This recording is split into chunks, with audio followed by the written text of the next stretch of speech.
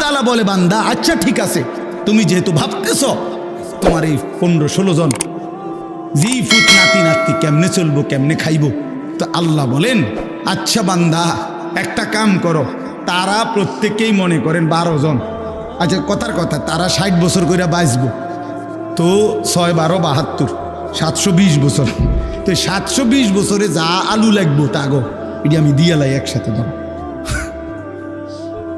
হ্যাঁ এটি ধুইব না, এই যে ছাঁচা করে দেখছে, শুধু আলুডি রাখবেন কই আমনে, আগামী 30 বছরের আলুডি যদি দিয়ে আলাই আপনার ঘরের, আপনি এটি ধুইবেন কই? তারপরে পেঁয়াজ, এরপরে রসুন আদা, বুঝেন নাই কথাটা? তো আল্লাহ তাআলা বলে বান্দা তো তুমি এরকম করো কেন? তুমি যে বলতেছো কেমনে চলবে ভবিষ্যতে, কতদিন ভবিষ্যৎ তুমি বলতেছো, তুমি ভবিষ্যৎ বলতে কয় বছর বুঝছো? তুমি কি জানো? তুমি জানো তার হায়াত কতক্ষণ? তো তুমি কেন ভবিষ্যৎ নিয়ে পেরেশান? ভবিষ্যৎ কি আবার? দুনিয়ার আবার ভবিষ্যৎ কি? দুনিয়া পুরাটাই বর্তমান, ভবিষ্যৎ শুধুই আখিরাত। ভবিষ্যৎ শুধুই কি? আখিরাত, আখিরাত, আখিরাত, আখিরাত, আখিরাত। ভবিষ্যৎ শুধুই আখিরাত। বিশ্বাস কর, দুনিয়া পুরাটাই বর্তমান, দুনিয়া পুরাটাই নগদ, ভবিষ্যৎ আখিরাত, বাকি পুরাটাই আখিরাত। এজন্য আল্লাহ তাআলা বলেন আমি প্রয়োজন মাফিক দেই, তোমার কথা মতো যদি আমি সব কিছু একসাথে দিয়ে এলাই, এটি থুইবা কই, রাখবা কই, সংরক্ষণ করবা কেমনে? পারতা না তো বান্দা, সম্ভব না।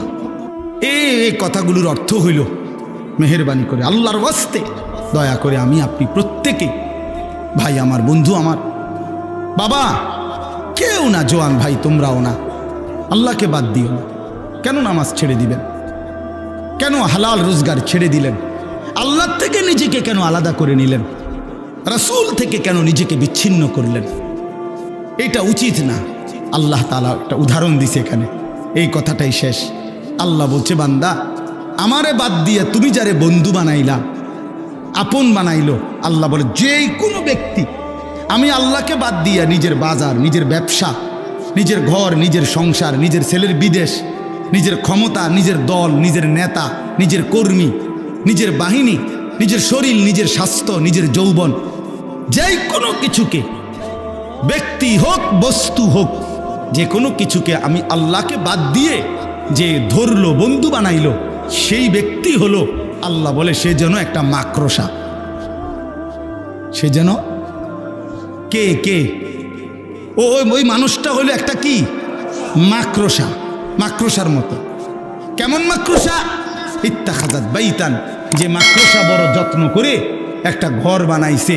আল্লাহ বলেন আর তুমি তো জানোই এই পৃথিবীর সবচেয়ে দুর্বল ঘর মাকড়সার ঘর। একটু বাতাস মাকড়সার ঘরটা ছিঁড়াবিড়া ফেলে। 6 মাসের বাচ্চাও যদি হাত আলগি দেয়, মাকড়সা কি হয়ে যায়?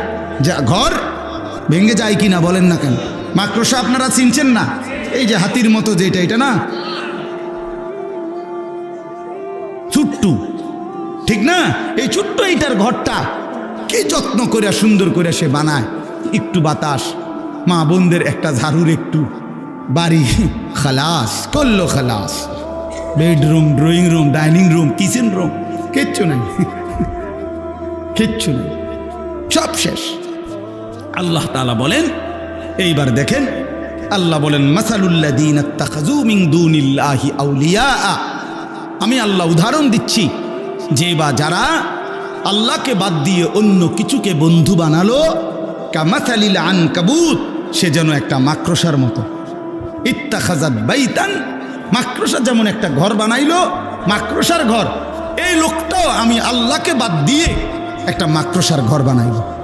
ওয়া ইন্না আওহানাল বুয়ুতি লা বাইতুল আনকাবুত, আল্লাহ তাআলা বলেন আর মনে রেখো নিশ্চয়ই সবচেয়ে দুর্বল ঘর মাকড়সার ঘর। লাউ কানু ইয়ালামুন, হায় বান্দা যদি বুঝতা, যদি বুঝতা, তোমার চোখে দেখা মাকড়সার ঘর দুর্বল, ঠিক তুমি এটা বুঝে নাও যে আমি আল্লাহরে বাদ দিয়ে তুমি যেটাই ধরছ এটা দুর্বল, এটা মাকড়সার ঘরের মতো, এটা টিকবে না, এটা টিকবে না, এটা টিকবে না।